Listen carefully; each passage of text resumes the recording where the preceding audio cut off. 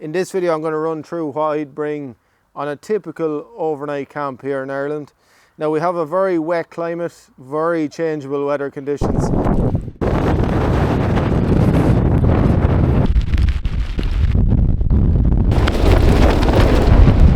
What are you doing on your day off, Jason? I'm going camping. Oh, that sounds like a really good idea. Have fun. So I kind of have to be prepared for the worst. This is a late spring, early summer loadout. We'll just start with the backpack. Now this is an Atom Packs Mo 50. I believe it's called the Prospector now, but it'll always be the Mo 50 to me. It has a very nice stretchy mesh pocket on the front, big side pockets, nice hip belt pockets. This is definitely my favourite backpack. It's the most comfortable backpack I've ever worn. The materials on it are really durable, it's held up really well, and I'm really looking forward to using it again this year. I packed this so that the last thing I need when I get to camp is the last thing that I'm pulling out of this bag, and that is my sleeping setup. I have a Heiberg quilt. This is a down quilt. It goes down to a comfort of -1. It's versatile because if the weather is a bit too warm for a -1 degree quilt, you can open up the foot box, you can spread it out, use it as a blanket, throw a leg out and regulate your temperature that way. It's very lightweight, it's very packable. So I'm going to pop that into a dry bag. And as you can see, it's held on to the sleeping mat with 2 pad straps. I put all of my sleeping gear into dry bags. I'm not worried about rolling it up or anything like that. Just shove it in. Next in is the pillow. I've had no complaints with this. It's from Flextail and I find it to be really comfortable. So I'm going to pop that into the dry bag as well. Really, I don't need to put in the sleeping mat into the dry bag, but I do just to have all of my sleeping system in one place. And the reason for that is that when I get to camp, I can just whip out this dry bag and throw it into the inner and forget about it until I actually want to set things up. It keeps them all in one place, keeps things organized. The sleeping mat is a Thermarest Neoair X-Term in the large size, and I've had that 3.5 years now. No complaints with it. I did think there was a slight puncture in it a while back, but I think it was probably user error. It was quite possible that I just didn't have the valve closed because it hasn't gone down since. And because it's from Thermarest, you have a lifetime warranty, so happy days. I have the pump sack for that mat. I just wrap it around the sleeping mat and then I shove the whole lot in there. Then I just roll down the top just once and then I push all the air out of it. And the reason for that is the quilt can be compressed. Just let all the air out and then roll down the top as tight as you can and then buckle it up, and that goes in the bottom of the bag. It'll generally fill up once it's inside the bag, so I'll leave it on its side and it'll fill width-wise instead of height-wise. In my mind, it just makes packing a bit more efficient. So next in is my cooking setup. What I have here is a fire maple pot with a heat exchanger on the base. It's got a really nice lid, and I've also cut out the little slots at the bottom just to give it a bit more tolerance for putting on top of the stove. I found that the slots that are in there originally, the tolerance was very low, and it was just a bit of a pain in the arse when you're lying on your side and you're trying to get the pot up. Oh. So a little modification there. Now I normally have a little orange stand. I just couldn't find it, but I'd always bring that. It makes it a little bit more stable. The windshield is from Optimus. It's spring loaded, so it just clips onto the neck of the gas canister. The stove is a Soto Windmaster with a Triflex connector on the top, and that just makes it a little bit lighter. It works with that pot, and the stove is fantastic. It's really efficient, really nice adjustment on it, and it has a regulator, so if your gas is low, it'll keep the pressure and keep a good, consistent performance. And it works well in low temperatures as well. This is a 211 gram gas canister from MSR. It's very small, and I use that all the time. What I do is I refill my gas canisters. And it's so nice just having a full gas canister every time you go out, and you don't have to bring the big bulky ones. I have some kitchen roll that I put into the pot. I put my gas canister on top, and that just stops the canister rattling inside. And then I take my stove, which falls down like that. I put that in there. And again, I only use the bag to stop the stove from rattling inside the pot. The handle holds the lid on, and then my windshield fits around the pot, just like that. Now you can already see how much that dry bag has filled up with air. It's not as compact, but my stove should still fit down there. And there you have it. The next in will be my bits and bobs. So this is just a pouch with a lighter, an openal knife, that's the number 8. It has a 60ml Nalgene bottle full of powdered milk, a few tea bags and a lighter. And usually if I have a bar or a few sweets I might throw them in there as well. And that's just in a little mesh pouch, so I'll pop that down beside the stove. Next in will be my layers. So I have some darn tough socks, a spare polyester t-shirt, a pair of merino wool Isoba glove liners, fingerless mittens from Decathlon. These are absolutely brilliant. They're soft shell, so they block out the wind, which is a big thing to consider when you're out camping, is the wind chill. So any way that you can block the wind chill, it'll really help you when you're out and about. But these are brilliant, and they free up your fingers. You can pull back the thumb as well. Then I have a Dutch Army wool hat. This is by far the warmest hat I've ever had. It only cost me €4 or €5, and it's a military surplus item. I actually have 2 of them, so I really recommend those.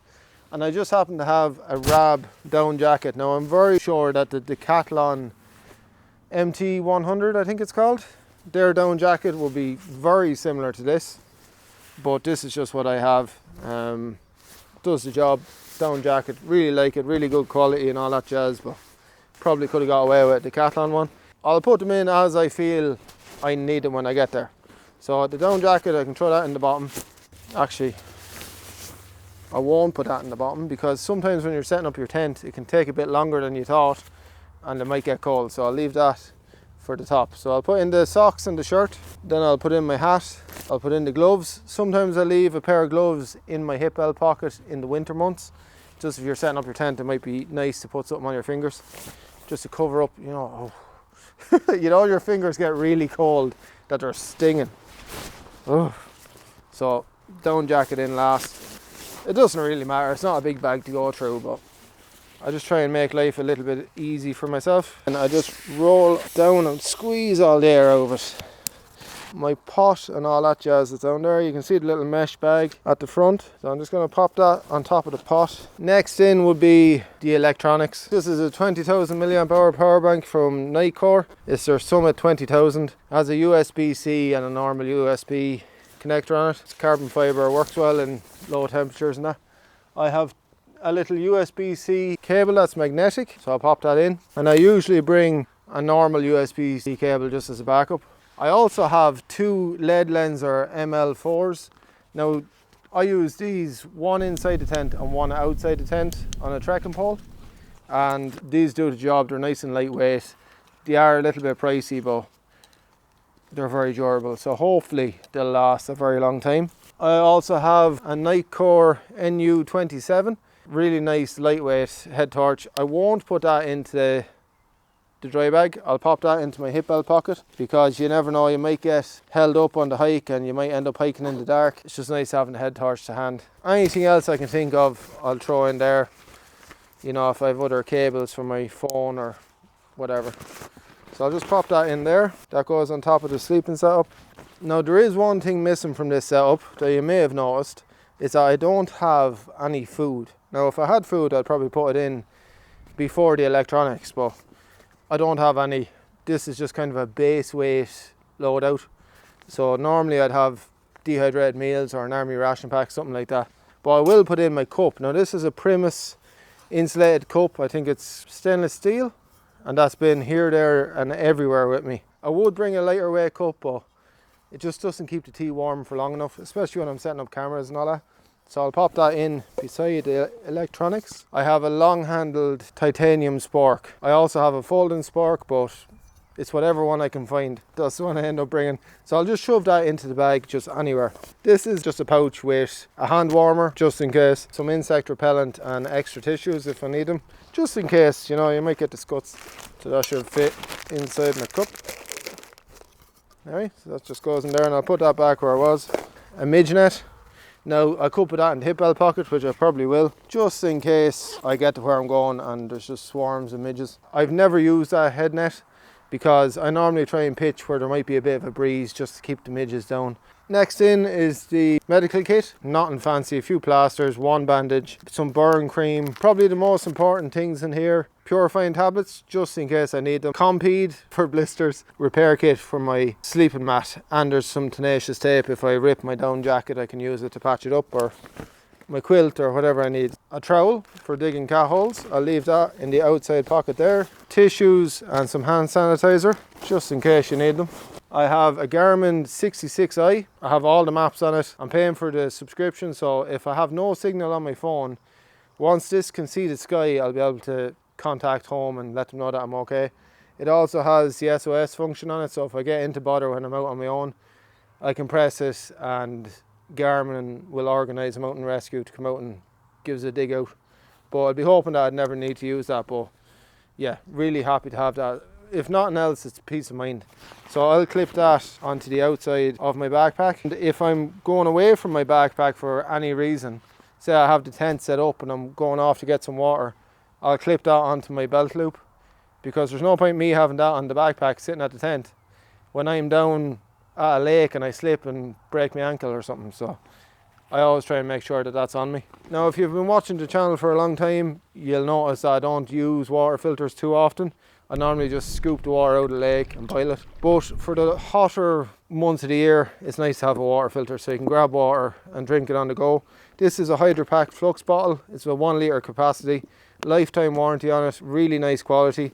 Good bail handle on the top so you can scoop the water out nice and handy. The filter that I'm going to be using is a Sire Squeeze. I've made an adapter for it so that it'll fit onto this bottle, and I use my old Katadyn Be-Free filter top. I've tested it out and there's no leaks, and I have a carabiner on the handle so that I can clip it onto the side. Try and squeeze the air out if I can, because it is a collapsible bottle.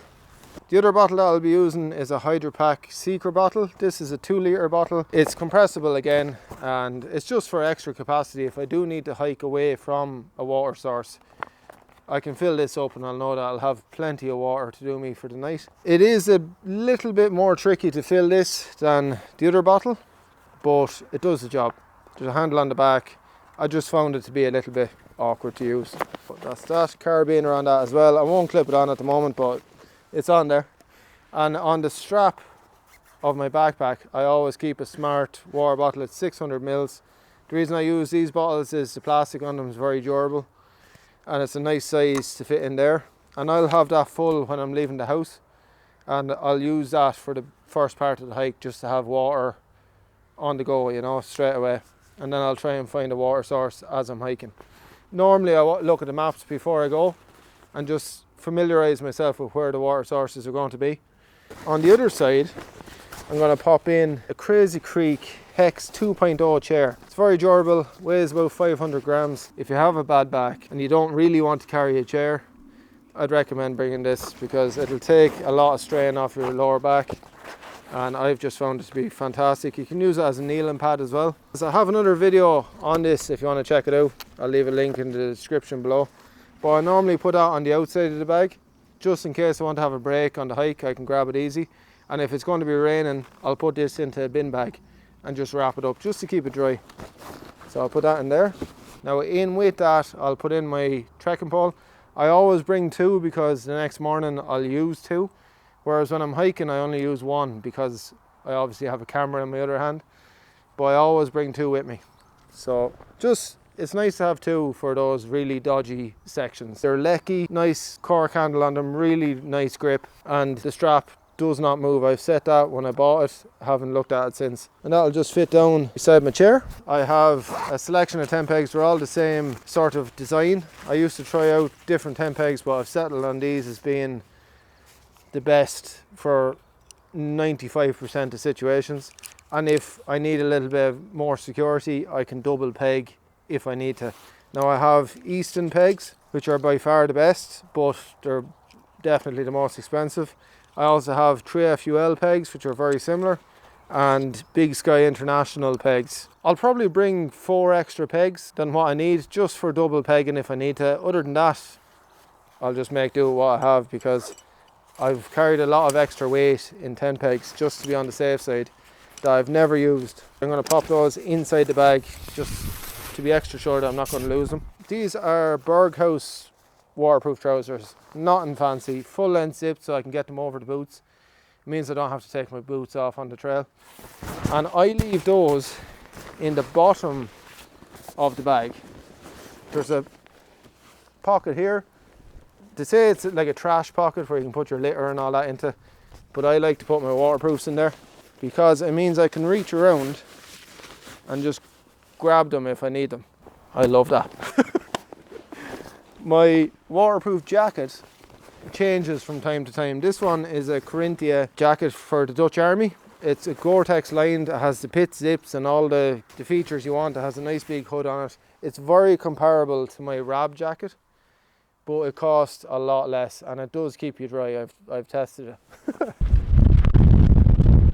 And I'll just shove that down the front.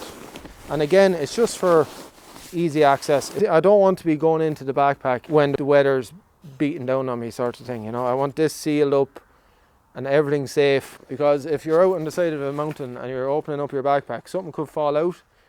You might not even notice, and then next thing you know, you've no tent pegs, or you've lost your tent, or you know, you lost the tea bags or something, you know. The last thing to go in is the tent. Now this is an MLD Geomid. It's the Sil Poly version. I have a 3FUL Lanshan 1 inner and I've kind of retrofitted it, but it works really, really well. I love this style of tent because it's versatile. I can drop down the inner, I can sit on top of the inner and do whatever I need to do, and then I could take out the inner completely if it's hammering it down with rain, get the inner packed away, and then all I have to worry about is the fly sheet. I can also use it with a bivvy. I can change out the inner for a full mesh inner, which I also have. And, you know, they're fairly storm-worthy, if you like. They're good in high winds. You know, if you get caught out, they'll keep you safe for the night. The trekking pole, again, is a Lecky trekking pole with a carbon Lux Outdoor extension. The reason I use that, again, it's just a little bit stronger than the connection that comes with the MLD Geomid, and it's a lot more rigid. I always pack the fly sheet and the inner separately. It just makes it that bit easier when I get to camp. I can set up the fly sheet, and if it's spilling rain, as you can tell, rain is a big consideration here in Ireland and in the UK, I would assume. But if it's spilling rain, I can get the fly sheet up and get into the tent, and then maybe take a bit of a break before I carry on with the rest, you know. Now I have 2 roll top bags here. They're not dry bags. I probably should get 2 small dry bags for it, just so that if I pack away a wet fly sheet, I can put it inside the bag and not worry about getting the rest of my gear wet, or excessively wet at least. So I might do that in future, but for now this is what we're working with, and it does pack down very small, you know.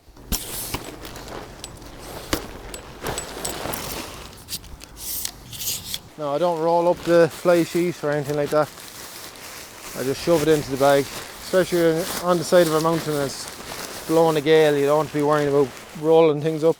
It's all going to come back out anyway when you get home, because you're going to have to dry it and clean it. So I wouldn't be too worried.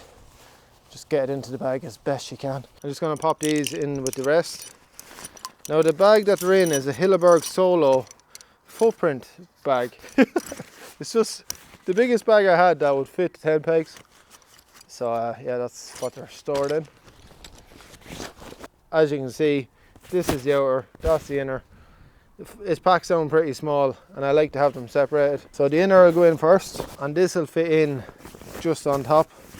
There's still plenty of space in there for food. If I wanted to, I could have packed this a lot tighter, but I don't need to do that. Now I'm going to pop this little attachment for the trekking pole with my trekking pole. So that's there on the side. You can tell by looking at it that it's not full, but if you did need more space inside, or if you had a bigger tent, you could always put it on top of this backpack. This extends out and you can clip it up here and then cinch it down. Obviously carabiner your tent onto it as well, just to be on the safe side. It's important to point out a few things. I'm not including the weight of this trekking pole because when I'm hiking, I'm going to be using this one. I also think it's important to point out that the bag isn't fully packed on the outside either. I haven't even used one of the hip belt pockets. I haven't used this pocket up here, which I usually put my phone into. And you know, there's plenty of space still left inside. Did anyone notice what I forgot? I normally take porridge with me, and I normally have a little fold out bowl. Completely forgot to put it in, so just pretend it's in there. It takes up no space at all. Let me know what you think the weight is going to be, because I haven't a clue. I'd reckon about maybe 9 kilos. Oh, I was close. So that's what I'd normally bring for an overnight camp. Now obviously the stove and the tent might be subject to change, but I hope you got some useful information out of this video, and I hope you enjoyed it.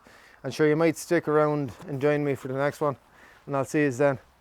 Good luck.